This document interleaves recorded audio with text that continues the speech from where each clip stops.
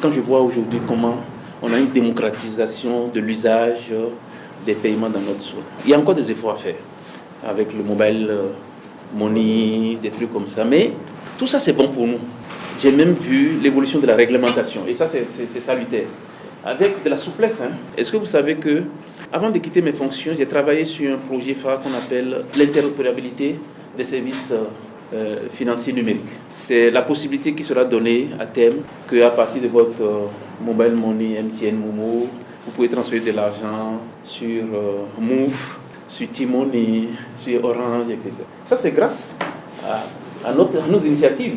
Mais ça, c'est quelque chose qui va faciliter les échanges de flux. Quand, par exemple, le journaliste me demande de lui payer quelque chose et que je arrive ça va changer complètement la façon de commercer, la façon de faire les affaires. Et un des sujets qui venait souvent, c'est tout ce qui concerne les nouvelles monnaies. Je passe ce vocable.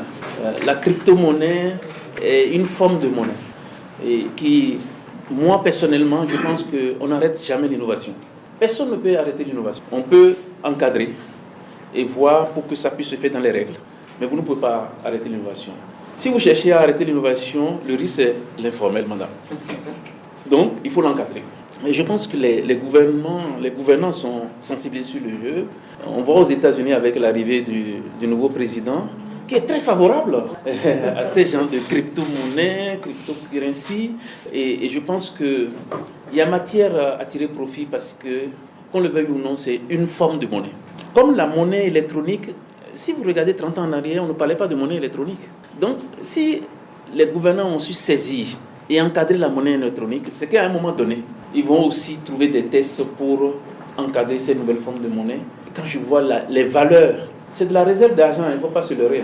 Les gens prennent la monnaie que nous aimons bien pour venir investir dans des crypto-monnaies, Bitcoin, tout ce que vous connaissez, etc., etc. Donc moi je suis convaincu que c'est aussi une façon d'innover. On parle d'innovation, c'est une sorte d'innovation monétaire et il faut juste simplement accompagner. Et ça peut aussi, les pays peuvent aussi avoir leur propre crypto-monnaie. Pourquoi pas? Il y a des pays qui ont compris qu'il y a des enjeux, parce que tout ça est géré de manière ouverte sur des plateformes qu'on appelle, des technologies qu'on appelle la blockchain. Donc, c'est quand même des registres ouverts. Donc, il faut savoir saisir ces opportunités, l'encadrer pour éviter les questions de blanchiment des capitaux. Parce que ce qui intéresse les États, bon, c'est éviter les blanchiments des capitaux, etc. Mais ça peut s'encadrer, ça. C'est très facile. Donc, accompagnons ces initiatives-là. Essayons de faire en sorte pour que ça puisse être fait selon les règles et les textes en vigueur dans nos différents pays.